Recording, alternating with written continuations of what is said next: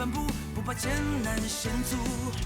逆境当面心不乱，牢记心中信念，为正义仗义直言，不放弃勇敢。心生残，生其然，志在四方是少年，路再远都坦然向前。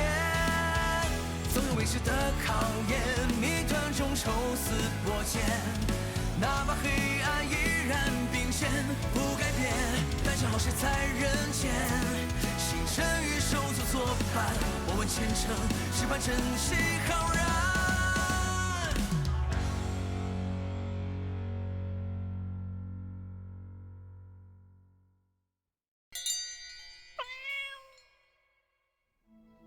浮尸成瘾者，应该很难戒断吧？若如方才崔贝所言，他服食是因为性子受压扭曲，需要通过服食来排解，那这是心病啊。心病不医，怎能断食？我也是这么觉得。或许是秦完在撒谎，倒也未必。少卿的意思是，如果他真的断食了，阿里巴巴，你怎么一个人？上官少卿呢？跟丢了。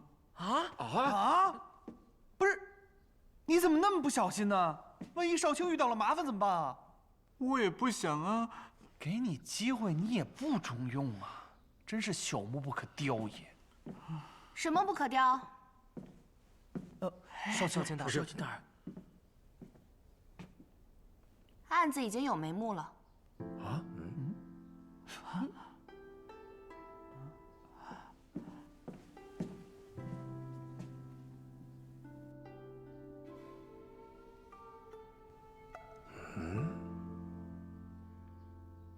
你叫什么名字？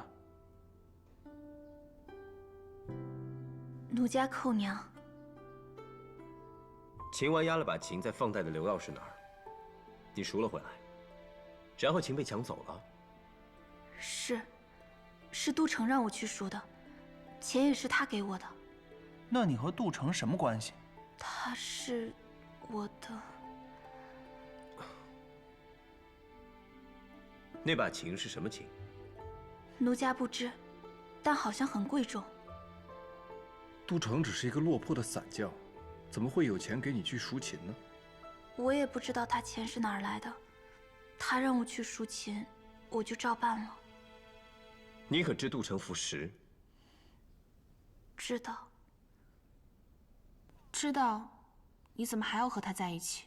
我一个弱女子，既然委身于他，又有什么办法呢？况且我一直觉得他能改。所托非人，岂不是白白耽误了自己终身？寇娘，你可曾认识秦完啊？听杜城提起过。他们之间的事，你知道多少？我只知道，他们之前好像经常在一处服食。之前是在秦完那儿。因为杜城其实没什么钱，有段日子他刻意讨好秦完，说他那里的食散更好更纯一些。竟然还有蹭食的。杜城说，好像秦完的食散都是自己炮制的。秦完的自己炮制无食散？对。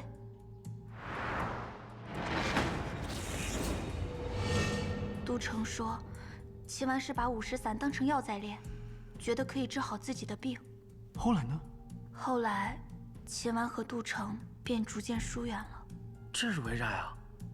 好像是有个药贩子想买秦完的方子，托杜城当中说和，秦完不肯，所以是了，定是这个药贩子，求方不成，就伙同杜城杀人，然后杀了杜城灭口。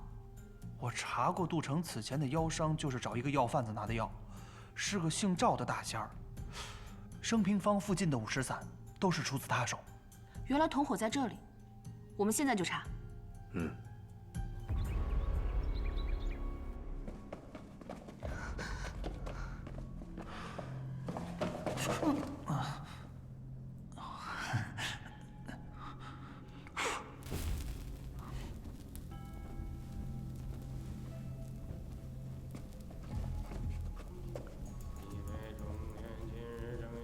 上官。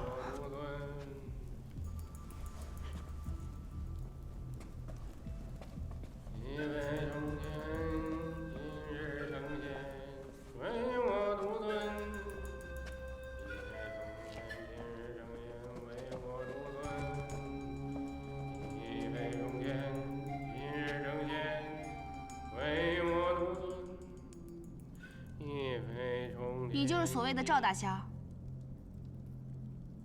你们是何人？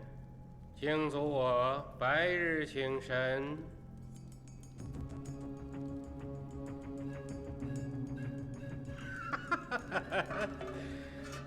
天人下凡，接引之人已到，终日降龙伏虎，捉砍天理，今日要成了。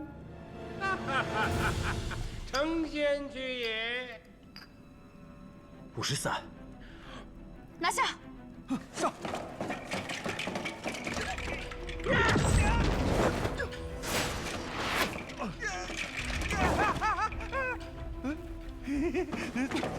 怎么力气这么大？还未成仙，药力不够，再来。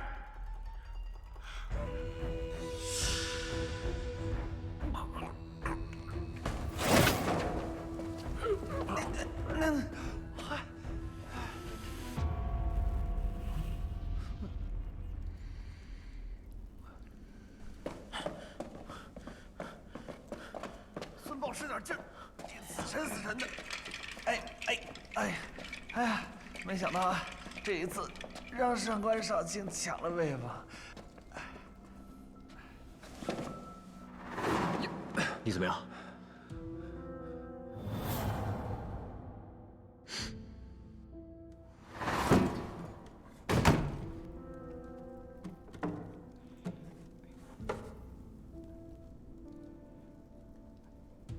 上官少卿，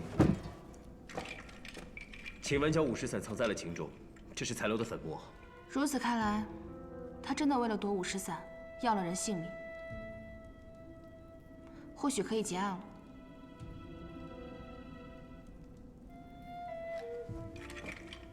怎么？没有。此案得以告破，上官少卿当居首功。那是自然。我身居大理寺少卿之位多年，破个案子不在话下。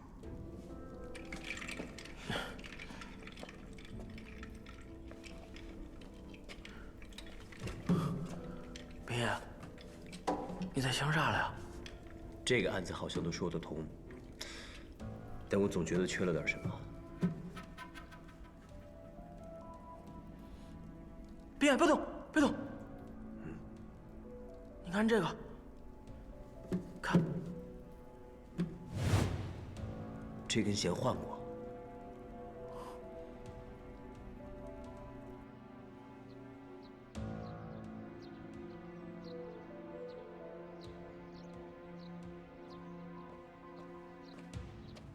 大人，案件已了，你也可以回去了。是大人。回去之后好好休息，女儿当自强，别再委屈自己了。奴家知道了，大人说的是。哎，大人，大人探案时既然见到了琴，那可曾见过一条琴穗？琴穗？你说的可是这个？正是。这是奴家亲手做的，还给你。谢大人。要不是这个琴穗，我也找不到你，也破不了这个案子。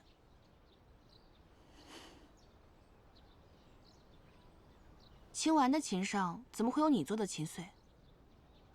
啊，当初杜城想拉拢秦完，于是便想用这个讨好他。挺漂亮的。冒昧的问一句，这个琴穗上的花纹是什么？是杜若。哦，奴家只是单纯的觉得它好看罢了。那奴家先走了。谢大人。多保重。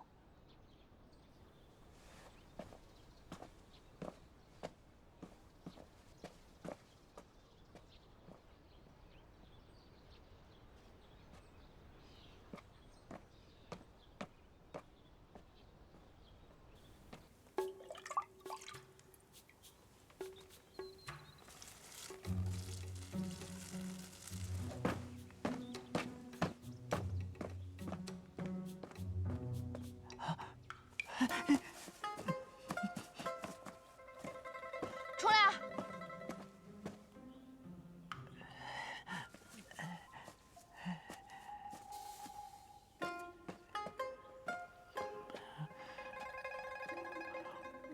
干什么你鬼鬼祟祟的？我是来给花浇水的。这花是你送的？我就是觉得它和绍兴大人特别的相得益彰，所以。这是什么花？是杜若。又是杜若啊？怎么？还有其他人以杜若赠予交情吗？喊什么喊？吓我一跳！这花是什么意思啊？啊，没有，没什么意思。嗯？采访周喜杜若将以一袭下女。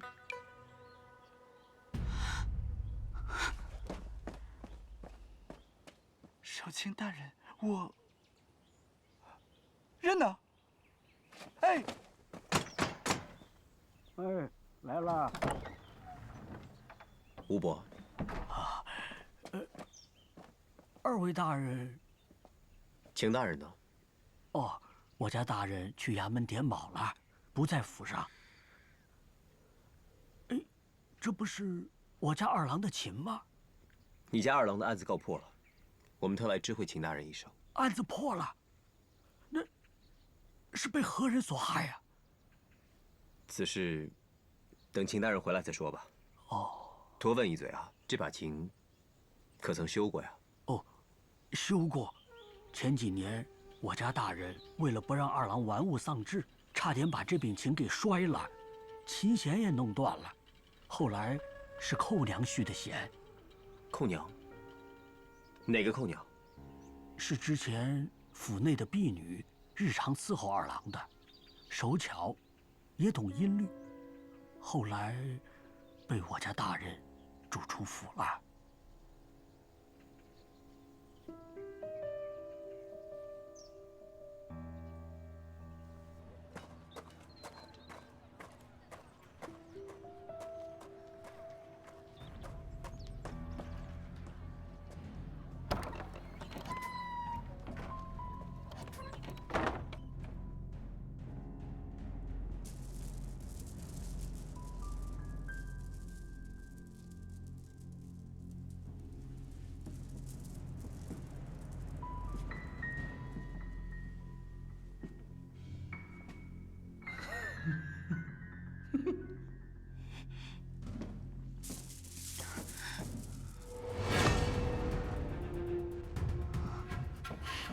不要出声，大人，我不想伤害你。再等一会儿，事情就了结了。为什么？还差最后一个。他们害死了秦婉，都该死。不管怎么样，先把话说清楚，不要杀人。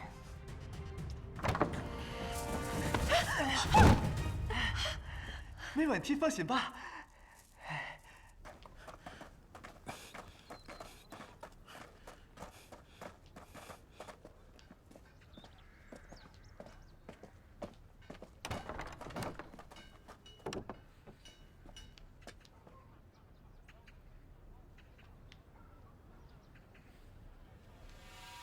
我一直都想不通，觉得这个案子背后还有个人，原来是你。你和秦婉自小就认识，是他的婢女，后来被逐出了秦府，因为秦叔觉得你可能影响秦婉的学业，让他耽于嬉戏。那根本就是秦叔自以为的。二郎他只是爱秦，根本谈不上嬉戏，是他容不得二郎一点点自由。那秦婉到底是个什么样的人啊？他很好，琴弹得很好，说话也很好听，性子弱弱的。可是他除了琴弹得好之外，其实性子有一点慢，读书不太成。不过他也不喜欢。但在秦家，这可不成啊。是，会被打。是，秦如还大的。对，就没有一样是秦叔看得惯的。就因为他，二郎慢慢的就变了，说话变得越来越木讷，人也越来越不利索了。有时候，他甚至连琴也弹不了，因为他的手被戒尺打得太重。可这样就算了，秦叔还要砸掉他的琴，我也因此冲撞了他，所以被赶出了秦府。后来呢？什么时候再见到的秦婉？那天，他抱着琴，衣服也都被撕烂了，鼻青脸肿的进了门，我差点都认不出他。我这才知道，他被赶出了家门，被追债的追得无处可去，才来找我。我又生气又心疼，于是我把他锁在屋里，锁了7天，帮他把诗给戒了。我还帮他还清了债。用琴？那把琴对于你来说，恐怕也是独一无二的。和人比起来，琴又算得了什么呢？后来我带着他，住在他的别院里，一株一株的种花，养鱼，栽竹子，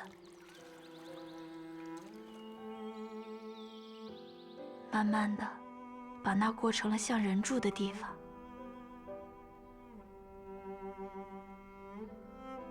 我很喜欢二郎，二郎也喜欢我，他还说要娶我，做我的相公。原来，太学中的人说他成了亲，不是虚演的。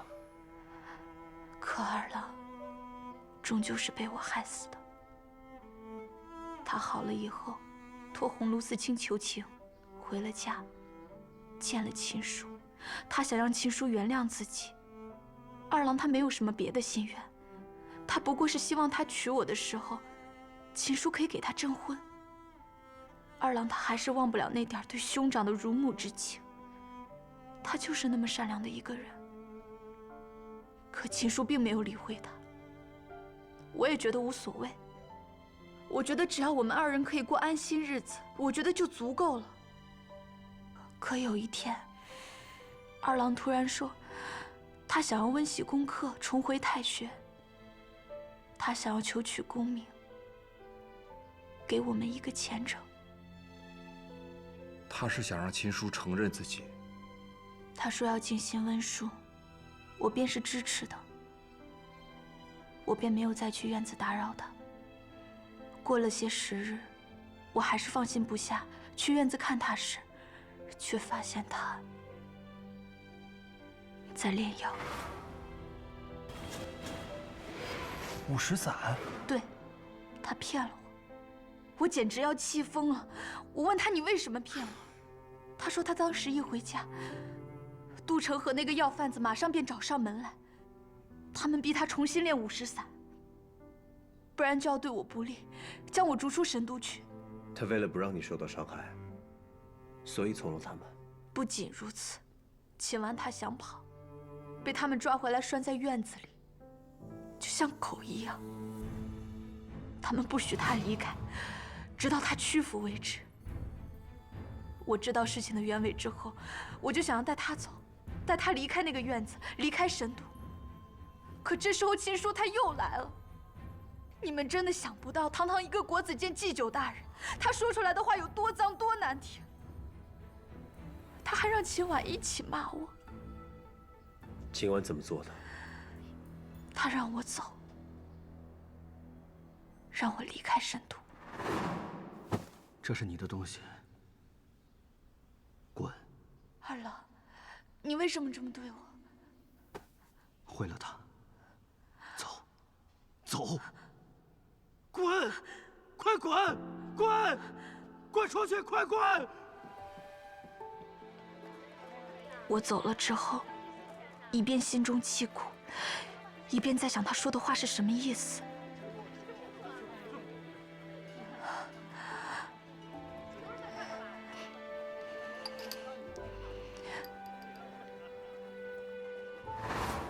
秦岚他已经把药炼成了吗？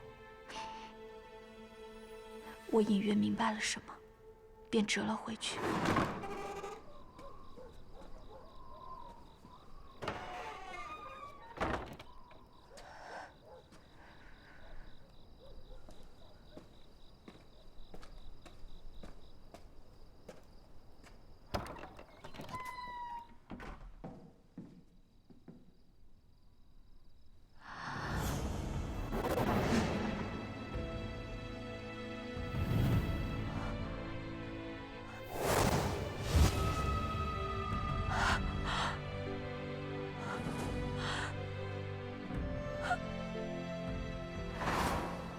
竟然是他自己。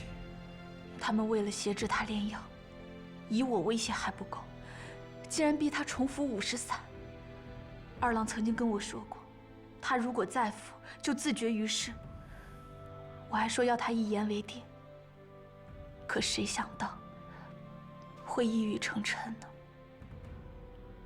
我当时看着二郎，心里竟然没有一点点难过，全都是恨。所以你要报复？一开始我只是觉得蹊跷，为什么秦岚刚一回到家，杜城和那个药贩子便能找上门来？于是我找到杜城，用秦岚留下的药引他说出了实情。我真的没想到，指使杜城和那个药贩子的，根本就是秦叔。而一开始给秦岚服食的，也是秦叔。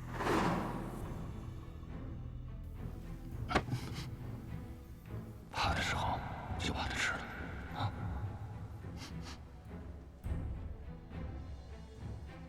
秦叔给秦岚吃的，便是他平日里服用的50散。而秦岚离开家之后，他也一直监视着他。杜城就是他的眼线，而那个药贩子就是平日里为他治50散的人。禽兽，一贯禽兽。傻的还是秦岚，他一直还以为秦叔是一心为他好，哪怕他离开家自己治50散，也是想要炼制好自己的药。可其实他根本就没有病，而所谓的药，根本便是毒。你才是秦岚的药。秦叔不过是想控制秦岚，才用了这么恶毒的方法。简直是匪夷所思。这种人确实是该死啊！我并没有杀他们，我在秦帕里撒了药给杜城，他就自己吃了。赵大仙没找到药，又从我那儿把琴抢走了。他们说那药是丹，仙丹，包括秦叔也这么想。那琴里面的药是怎么回事？我告诉他们，药藏在琴里，这样他们才会更加相信，那是秦丸炼出来的药，争着抢着去吃。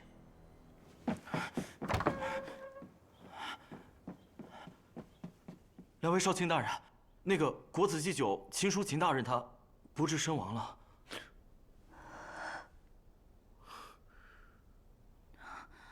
果然不是药，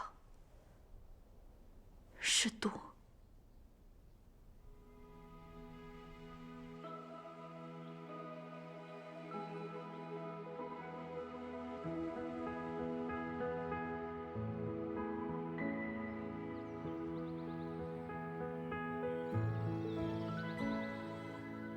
这世界尽头的光亮，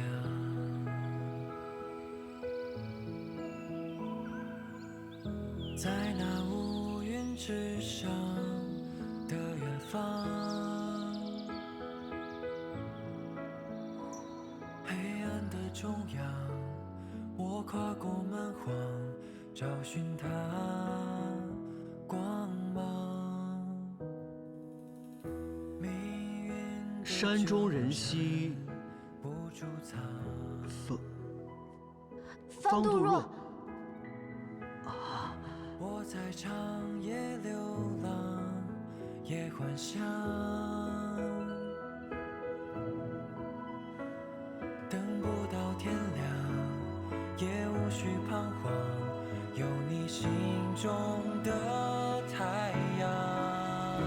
每当地上的人睁开双眼，真正仰望为民的恒星的微光，是多少愿望，用同一个声音在歌唱。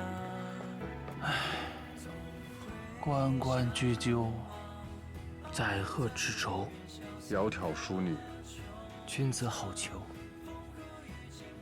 好诗。这个案子最终能勘破，全仰仗上官少卿，找到了诸多线索。这个案子就别算在我头上了，一路上还是阿里巴巴相助，算在他头上吧。听我的，别以为我不知道你对放贷的做了什么。我只是失了些钱，都是水到渠成的事。水到渠成，挺会说呀。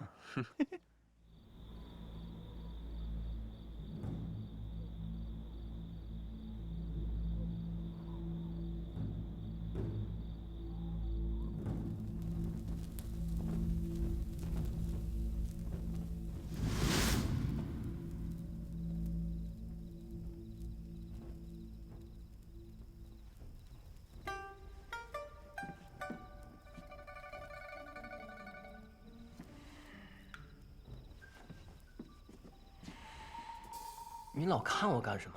你想什么呢？我在想一件事情。什么事情？那个道士，那个道士怎么了？几年前礼部尚书病入膏肓，遍寻名医都无计可施，到后来却被治好了。其中有个郎中，我查过了，就是那个道士。什么意思？没什么意思。你这什么呀？没头没尾的，你就没想些别的？想什么？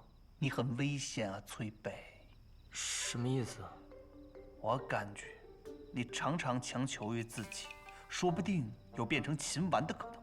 你要小心呐，你很危险啊，你可千万不能服食啊。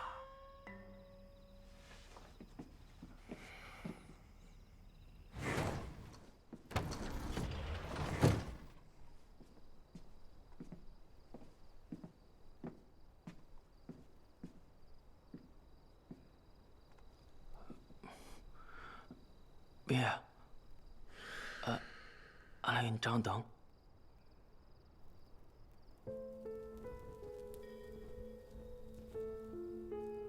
咋了？是还有啥事儿没解决吗？很多啊，肚子虚，假丝头，龙王庙那个留下记号的人，还有案件一开始那只留下脚印的猫。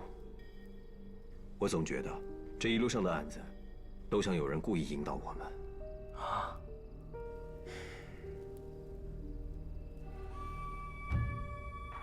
往上点儿，这样行不行？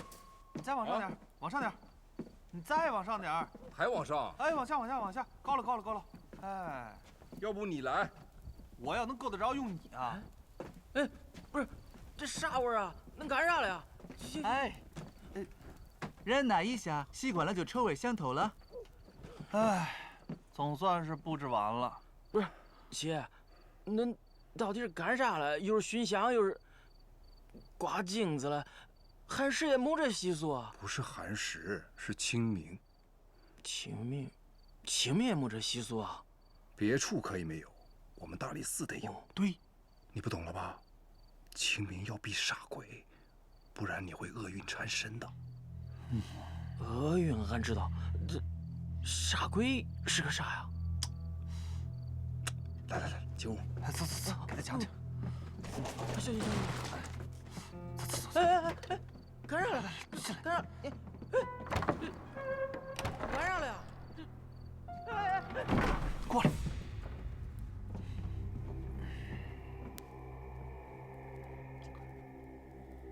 就是一种小鬼儿，一旦缠上的话，你就煞气缠身，霉运不断。而且任何常人遇到的事情，只要在煞气缠身的人身上，那就会变得异常不顺。给我来份虾质。真不好意思啊，客官，虾质卖完了，换成烩羊肉吧。烩羊肉也卖完了，是否有鱼块？鱼块有。哎，那就鱼块吧。您稍等啊，客官。客官，鱼也没了。啊？不是，为什么呀？你是不是对我有意见啊？没有。而且不仅仅是他，连带着身边的人也会受到牵连。啥牵连啊？倒霉，会倒霉。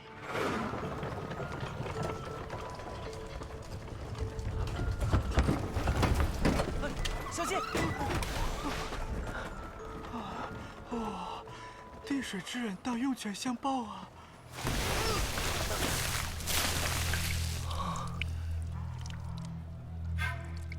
谁呀？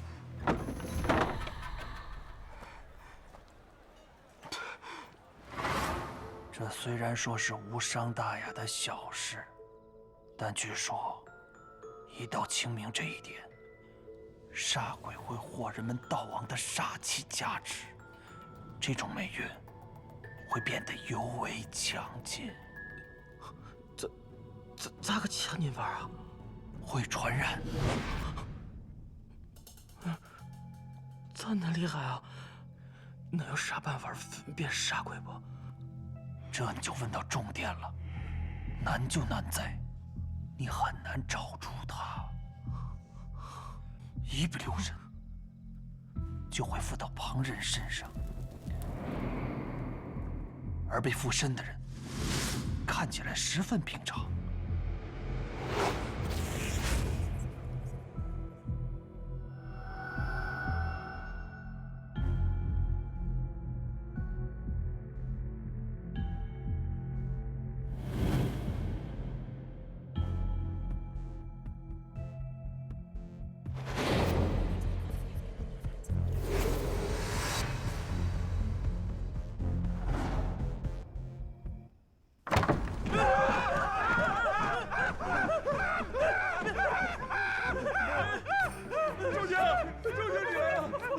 你们几个都在这干什么？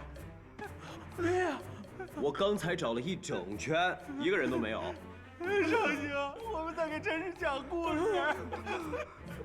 鬼故事啊？看来的确是太久没有给你们放假了。陈实，回去了。快去！快去！快！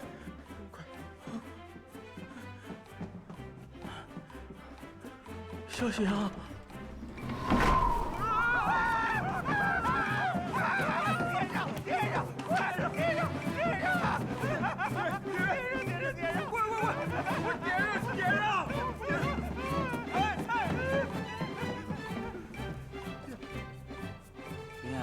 你刚才肯定偷听了？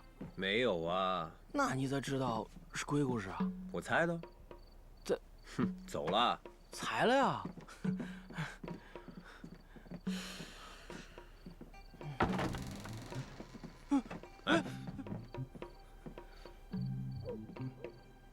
少卿大人。崔爷。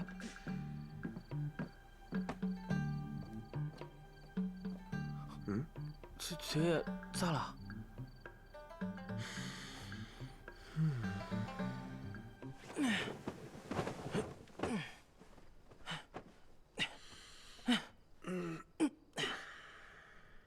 你有时间听他们胡诌，不如多花些时间认几个字。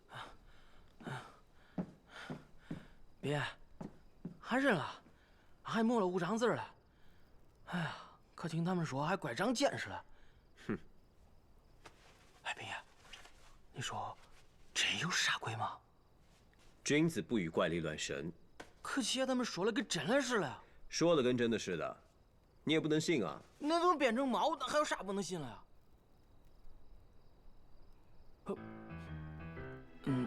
爷，那万一遇到杀鬼咋办呀？疑心生暗鬼，明白吗？不懂，啥意思啊？心里有了畏惧，才能看见鬼。哦，明白了，就是俺只要不害怕，就不会遇到杀鬼。也可以这么说吧。哎，天不早了，休息去吧。走。哎呀，那就没事了。哎呀。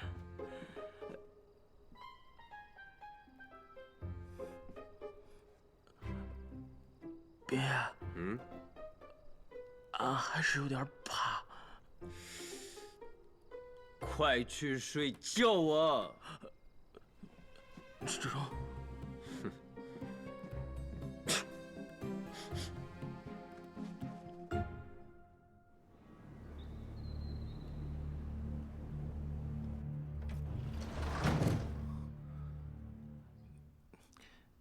别。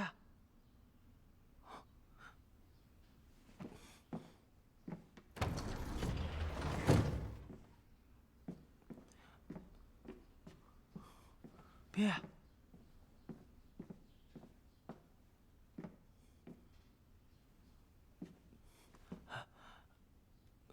别，你，别，你好像染上风寒了。不是，咋回事啊？这窗户，咋漏风了？俺记得昨天晚上关。啊，不行，俺去煮点姜汤去。陈实，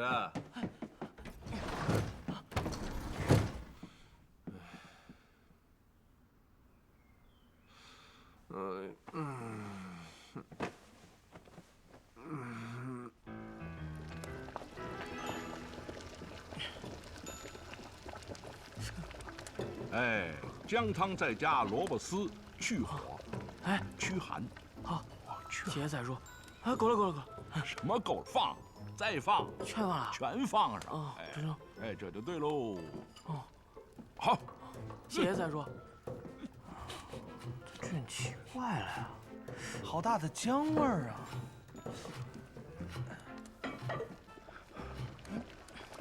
不是大清早的，你煮它干什么呀？哎呀，这不别爷得风寒了吗？那你刚刚嘀咕什么呢？哎呀，俺就是觉得别爷这次病了有点奇怪。昨天晚上俺走的时候，明明把窗户关上了，可别爷还是吹着风了。哎呦，少卿不会碰见崔贝了吧？啊，你咋知道了呀，宝爷？真的啊？恁不知道啊？俺们出去的时候，正好碰见崔爷低着头，他没说话。我跟你说，我也想知道啊。别。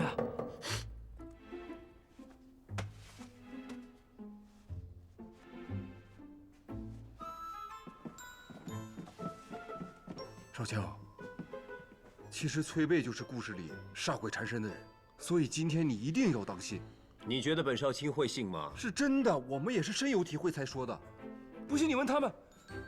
哎，算是有一点吧。我可没说啊，我王其命硬，一般怪的东西进不了我身。那你还配合我驱坏？我那不是以防万一吗？因为崔贝一到清明的时候就怪怪的。清明？对，前年清明的事你们还记得吧？对，就是我们一起入寺那年，也是清明那天夜里的事儿。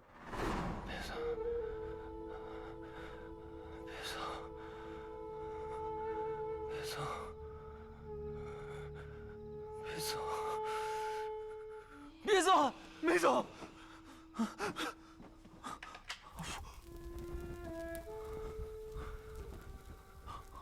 怎么了？做噩梦了？没事。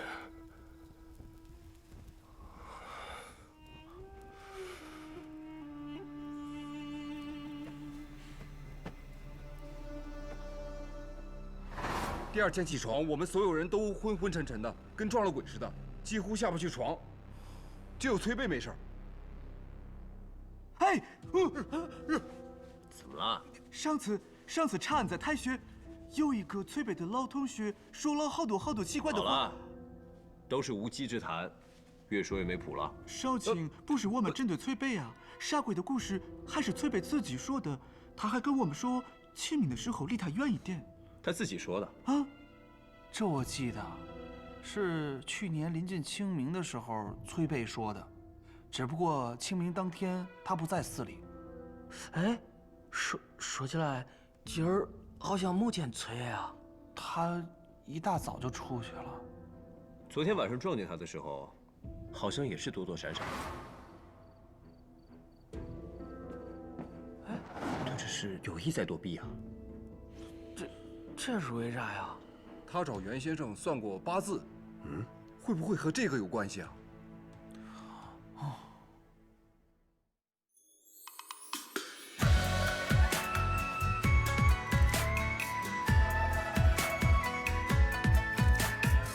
三月忘了背，夜望好几回，小情不忍一回，我在小睡。愁死了，心情很颓废，无名身后跟随，侧视总抬头眉，好想流泪。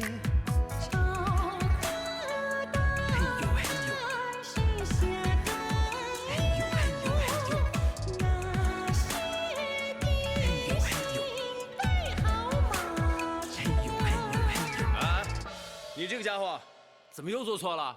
哎呦，俺那个乖乖，弄啥嘞弄啥嘞，俺在弄啥嘞？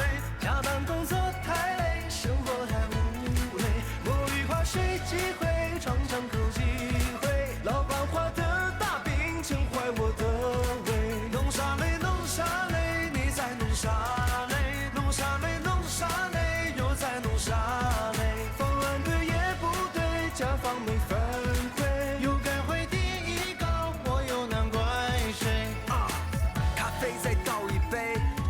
准备到位，年度最佳员工不是你，他还能是谁？别怪工作太累，青春可别浪费。一人干2个人的活，是我给你机会。弄啥嘞弄啥嘞，俺在弄啥